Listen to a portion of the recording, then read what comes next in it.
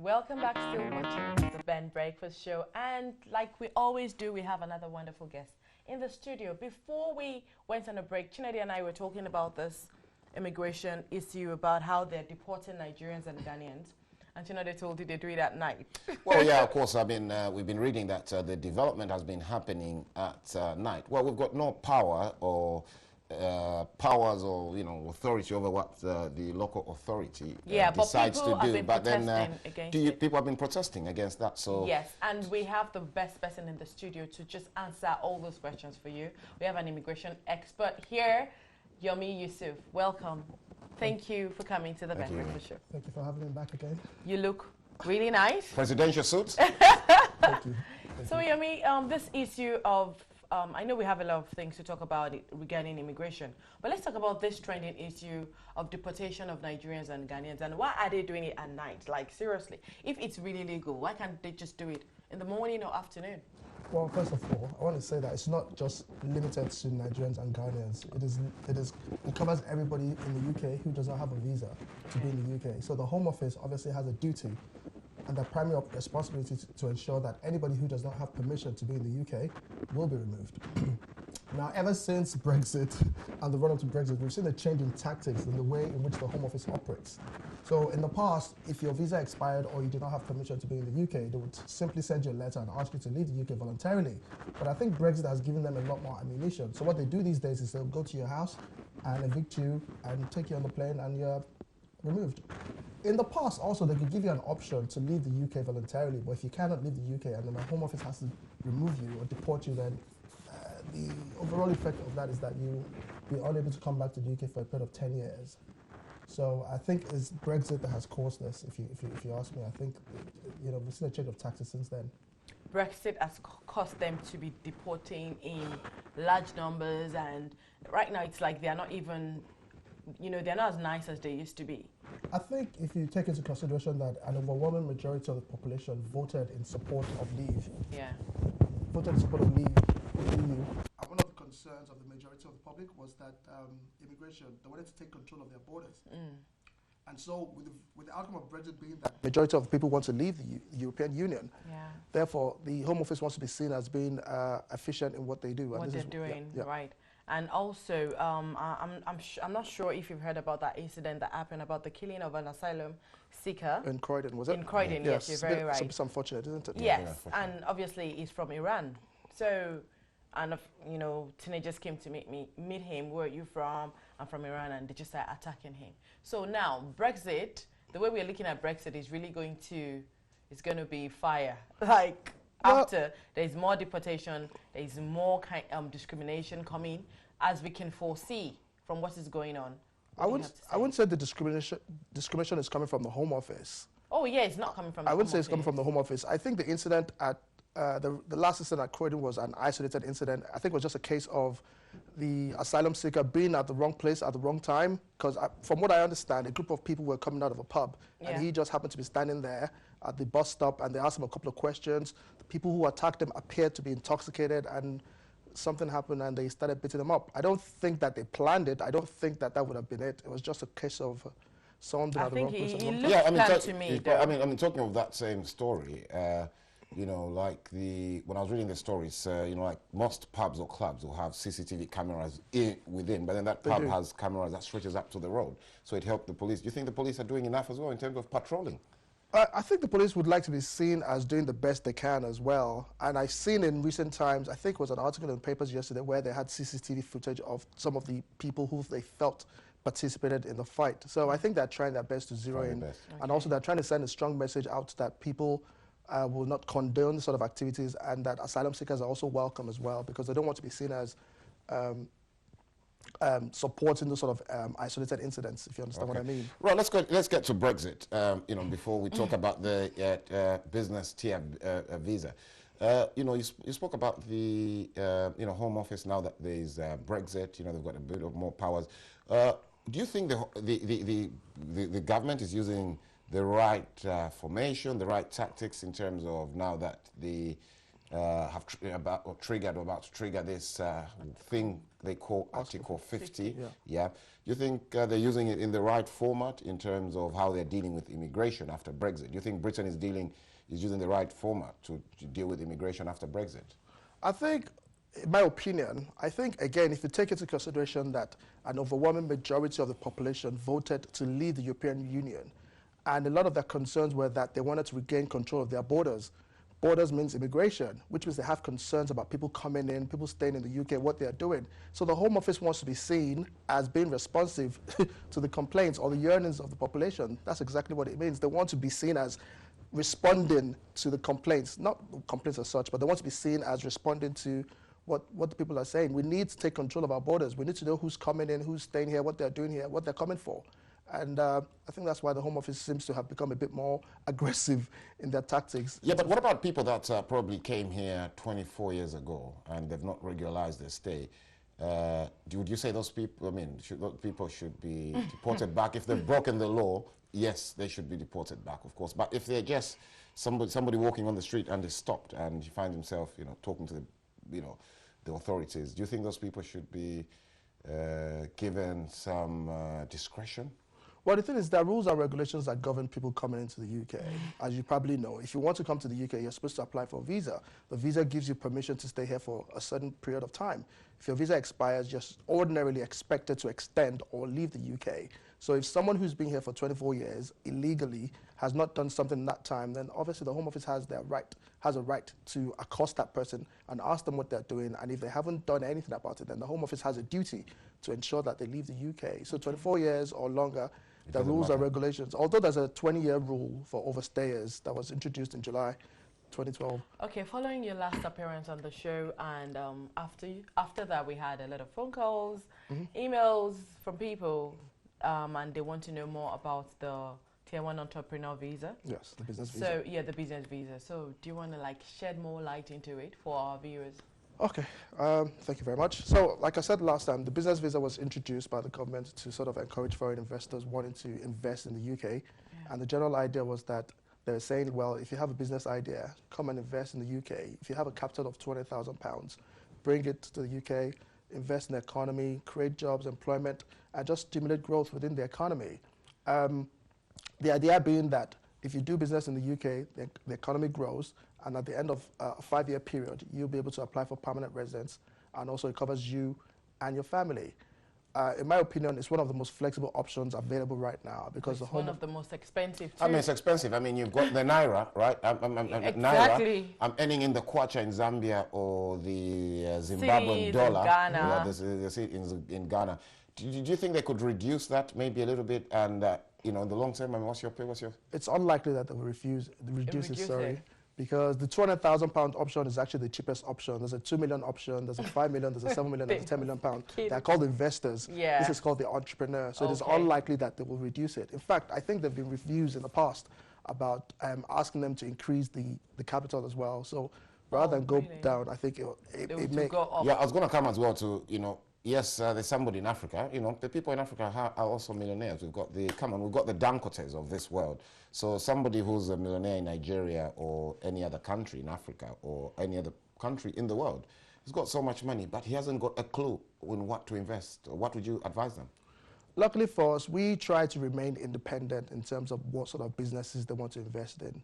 What we can help them to do is signpost them in the direction of business advisors and business planners in the UK. As a result of what I do personally, I've had a lot of clients that have come to me and asked me what sort of businesses they can invest in.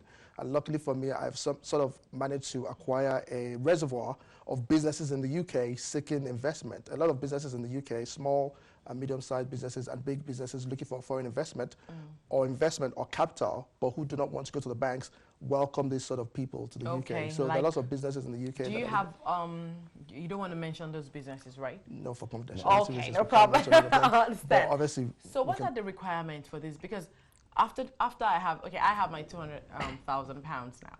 I do, actually. Look at Chino. Oh, God, where is it? But I have the money, and what's the next thing to do? Do I just, apply, or there are still other things you're going to do aside your £200,000? Yes. Unfortunately, or fortunately, a business plan was introduced recently, and it became mandatory. Prior to that, it was optional for you to introduce a business plan. And the business plan was introduced because they felt a lot of people were abusing that route. So you have to essentially create a 5-year business plan showing what business you intend to invest in, what your profit and loss will be, how you intend to invest in the money, what sort of businesses, how you identify the market, and just have a 5-year plan showing what it is you. What about the maintenance, right? No, I was going to touch on this one. Is quite interesting to me. It's the genuine entrepreneur test. Is it like the Life in the UK test? No, the Life in the UK test is a test that you make or you sit for. But what's the genuine entrepreneur test? Again, is it a test for entrepreneurs? Yes. Now, I've got a question there, right?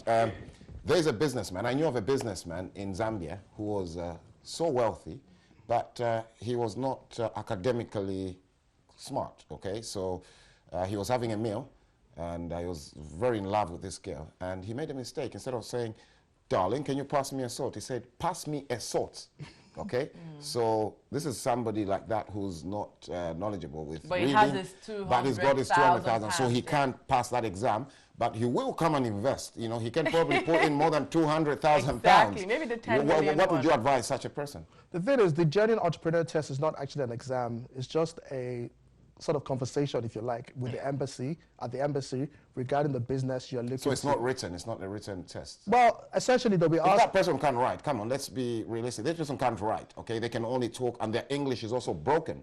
So, what would you advise? Unfortunately, one of the requirements of the business visa is an English test as well. You have to be able to speak English to a certain degree, because if you're looking to do English, you need to do business in an English-speaking country, then obviously you have to be able to engage with your staff. Yeah. So you would have to do an English test to a certain degree as designed by the Home Office.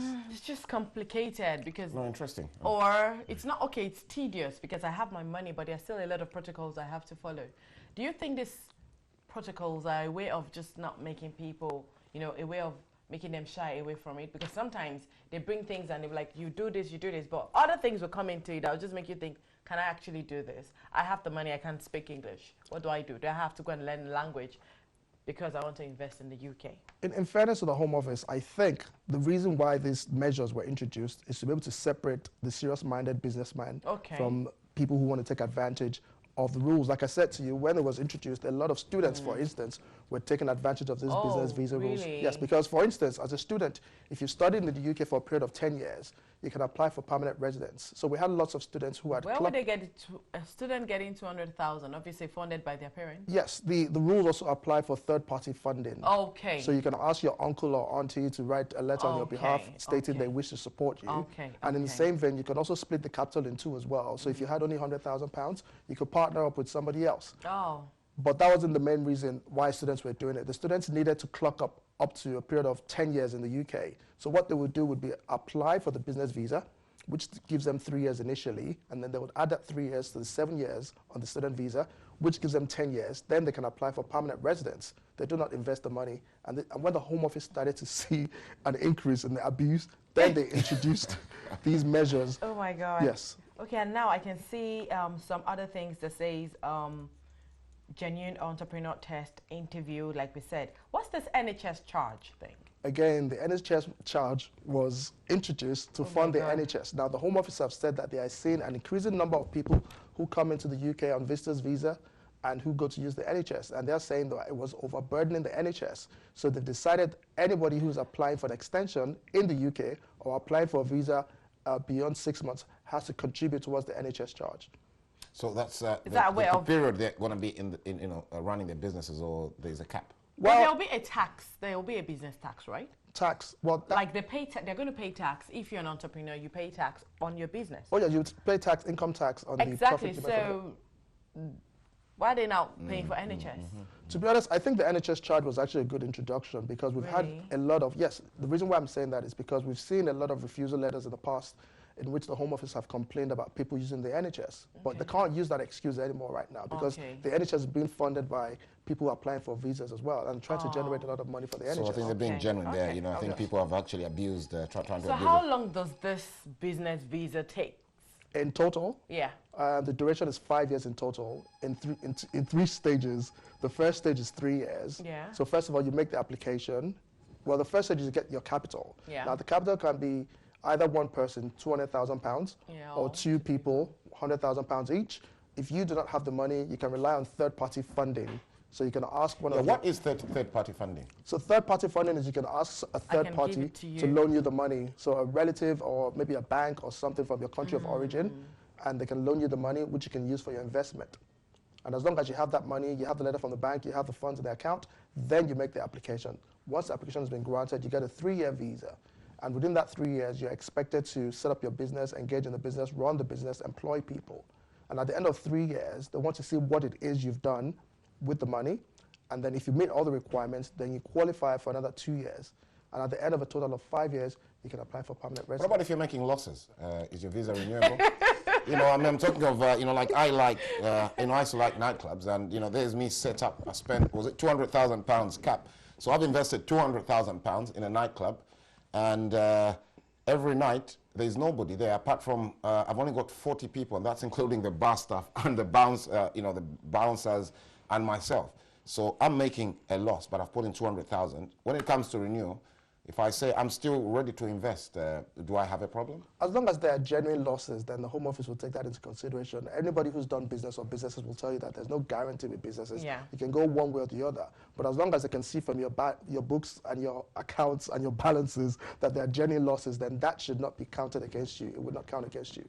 Genuine losses. So genuine people losses. not coming to the club, is that a genuine loss? Well, this is why, I guess so, but this is why you're expected to do your due diligence and investigate the business you're... You want to start? You start before you... I mean, Okay. £200,000 It's a lot. is a significant amount of money. Yeah. What about the legal aspects of it? If somebody, you know, is going to invest that £200,000, can they go in partnership with a British businessman, or are there restrictions? Or No, there are no restrictions. The only restrictions you have are into property. So again, when this business visa was introduced, they found out that a lot of people were just bringing the capital and they were tying it into property, and they would say to the Home Office, "This is my investment."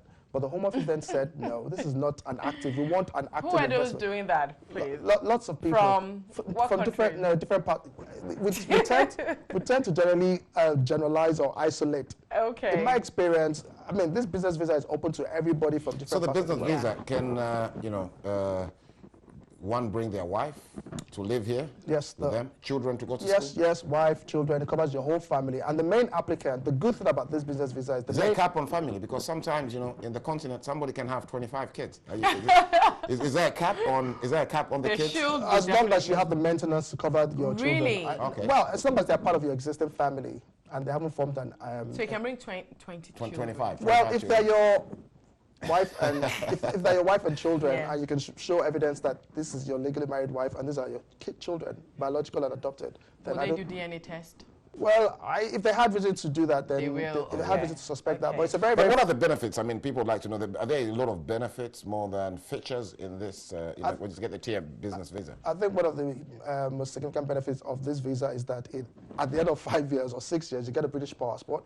With a British passport, you can travel to about 174 countries in the world. So for people who like to travel frequently, this is the best option for you. Secondly, you're not required as the main applicant to just sit down in the UK.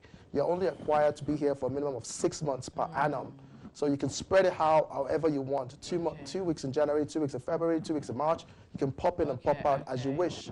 Unlike the other visas, you're expected to sit down here. This one, you can pop in and out as you seem fit. So a lot of people are, taking this up because it gives them the flexibility to. A lot of people who have the money, you mean? You've got the money.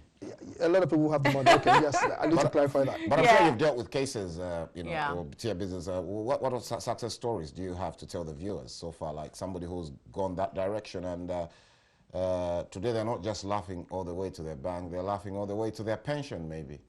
Well, I always say to our clients is, as long as you follow our steps, guidance, then it increases your chances of success because we've done this for a long time. So you've got guidance as a solicitor for your own guidance as well. Yes, because obviously we've done it for a long time, so we have a practical understanding of what the Home Office are looking at, what they're looking for. We have a dedicated commercial department that will sit down with you, talk through your business plan, work out every single stage, build everything for you, and then you So go. apart from the business visa, what other options are there again? Because I know they've scrapped post-study, they've scrapped many things.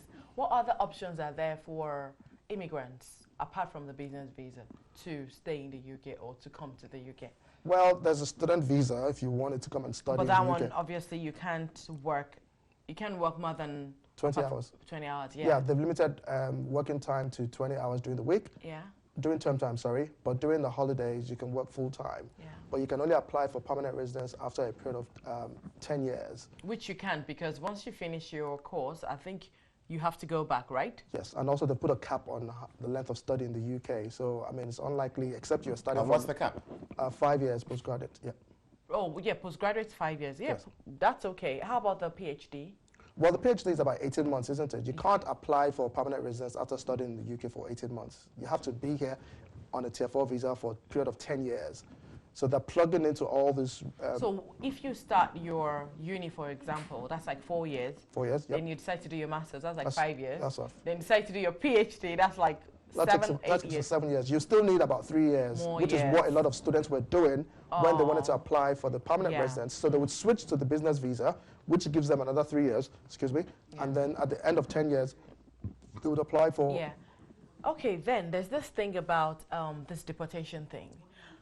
How do you get to that stage that you've been signed that you're going to be deported and there's nothing that can happen again? Because some people are protesting against this whole deportation thing. Do you think the protest really matters, or once they've signed you to be for deportation, you're going to get deported regardless of the protest?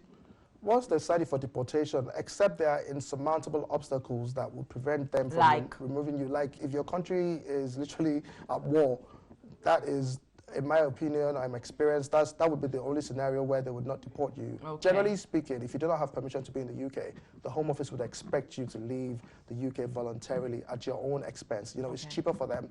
If you had to leave the UK, pay for your ticket and leave. But if they have to deport you, then, you know, it's a bit Yeah. it's yeah. a bit of a work for it's them. dicey, yeah. It's a bit. So, and the implication of being deported from the UK is that you face a 10-year ban on re-entry. And generally speaking, for the Home Office to decide that they want to deport you, that it means that you've likely committed an offence for which conviction has been, and you've been found guilty, Yeah. and conviction has been up for a period of 12 months. Oh. So generally speaking, if you are sent to court and you're convicted for a period of 12 months, the judge may recommend deportation at the end of that period, Oh. or the Home Office may get involved. So at the end of your prison sentence, the Home Office will write to you to notify you of their intention to deport you, and then they'll expect you to come forward with any reasons why you think you should not be deported. Okay. So at that stage, they've already considered all the options. So people can protest, but there's a law. What if you're legally, like, if you have the legal rights, then you're convicted and you go to prison?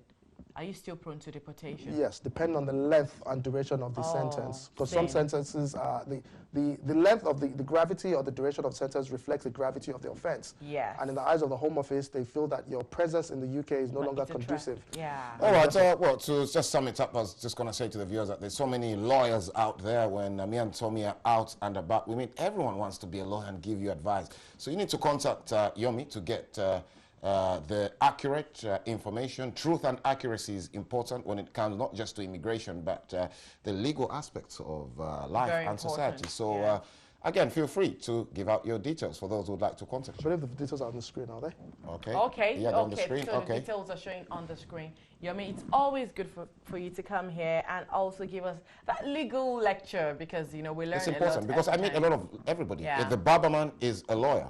You know, the woman cooking is a lawyer. Your cousin is a lawyer. Everyone wants to advise each Yeah, other. But they Everybody don't- has an opinion. Their What are your opinion, yeah. final thoughts for people watching you? I think, generally speaking, with Brexit has opened up a new kind of worms for the whole world, especially for EU nationals living in the UK. The EU market was a market that was largely optional in the past. But with the Brexit now, with the impact of Brexit, nobody knows what the outcome will be. So for EU nationals, I know the last time I was on, I was talking about overstayers. Yeah. But the EU nationals now, they need to be worried or concerned about what they can do to apply for permanent residence. For instance, the other day I met a lady from Germany in my office, and she was concerned. She'd been in the UK for about 16 years, and she was looking to apply for permanent residence. But apparently, Germany does not allow dual nationality, which would have meant that she would have had to give up her German nationality to apply for a British passport. So these are all the issues that Brexit Yeah. and problems that Brexit has thrown up that people did not take into consideration. So everybody that is not a British citizen right now needs to be concerned about what's going on in the UK with Brexit. Sad. Sad. But if obviously they approach our offices, then there are various options available to The them. miracle will happen there, right? Well, we've been described as magicians by our clients. You so Okay. Oh, Yomi, thank you so much for coming on the show, and Always a obviously pleasure. we'll always wish you good luck in your future endeavors, and always let us know when anything comes up that people need to know about their immigration status. We always So we'll try go to on a quick break now, and we'll take Sonny. This is the legal aspect. Now we go into the business aspect. Don't go anywhere. We'll be right back.